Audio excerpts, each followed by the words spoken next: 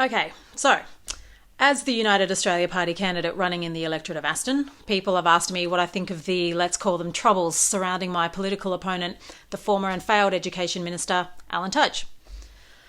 Honestly, I would say that I think there's a modern trend where we default to gutter politics when it comes to the personal relationships of politicians. And yeah, that kind of thing annoys me. I don't like it. So I can express my genuine sympathies to Mr. Tudge that a private matter like a love affair with a staffer, which sadly ended his marriage, has been made so public. Do I think he was right? No. But is that part of it my business? No. What is my business, and it's your business too, are these next two things. There has been a publicly aired allegation by this staffer that Tudge kicked her in bed, as she says, until I fell off the side of the bed and ended up on the floor. That's pretty serious. Okay, so maybe the allegation's spurious. Maybe it's flimsy.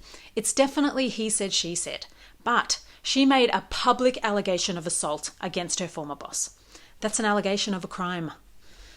And now, according to news.com.au just yesterday, this former staffer and mistress of a married man has received a payout of $500,000, paid for by the taxpayer. That's also serious. What's the money for? And why are taxpayers footing this bill for a private matter in any case, but especially when we've got debt coming out of our ears? $1 trillion. It's clear to me that this is just another example of the government spending our money like it's free. So Tudge was cleared of ministerial wrongdoing via an inquest, but I think people still want to know, did the police investigate the public allegation of assault? And if he did nothing wrong, then why are taxpayers forking out $500,000 to this lady? Is it hush money? So here's where I'm at. I 100% think we've copped this huge cost because this man Tudge is sitting in our parliament. I am furious that we've been slapped with yet another huge bill, seemingly because some guy couldn't keep it in his pants this time. Why would anyone re-elect someone who's done what he's done here? But I am not interested in stealing votes just because Alan Tudge had what appears to have been a tempestuous and now expensive love affair. No. I want to earn votes away from Tudge because he is plain incompetent on the core conservative and truly liberal issue of freedom, and I'm not. I'll actually stand up to represent you and us, and I'll defend our liberties. All he did was roll over and fail to keep schools open to our own children and to the foreigners who bought their education here. But also, because on October 22 last year, the day after the longest lockdowns in the world came to an end here in Melbourne, this incompetent member for Aston tweeted that Australia is the freest, wealthiest society in all of human history. I've talked about this before.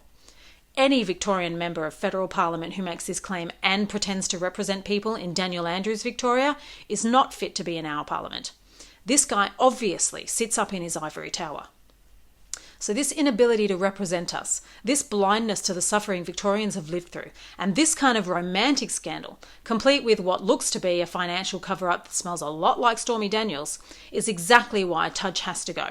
And it's also why the United Australia Party is needed to turn Australia around now. Australians can't take any more of this expensive elitist behaviour by those who consider themselves our leaders.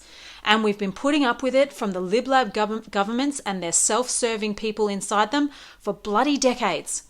We should be able to expect better by default, but it's like we've just come to accept low standards and bad outcomes from these people that we vote for. So let's end that. Let's vote in honest people who don't need to duck and hide from scandal. Let's vote in people who stand for Parliament to represent our communities rather than feather their own nests and boost their egos. I've personally met all of the Victorian UAP candidates and a fair few of the UAP candidates from other states. These people are sincere and they have heart and integrity, which is why I'm proud to stand as one of them. These are the people we can trust to set our country back on a course of decency instead of scandal and obliviousness. So vote one UAP and put the scandals and the scoundrels last on the ticket. Vote Tudge out. Authorised by Rebekah Spelman for the United Australia Party, Brisbane.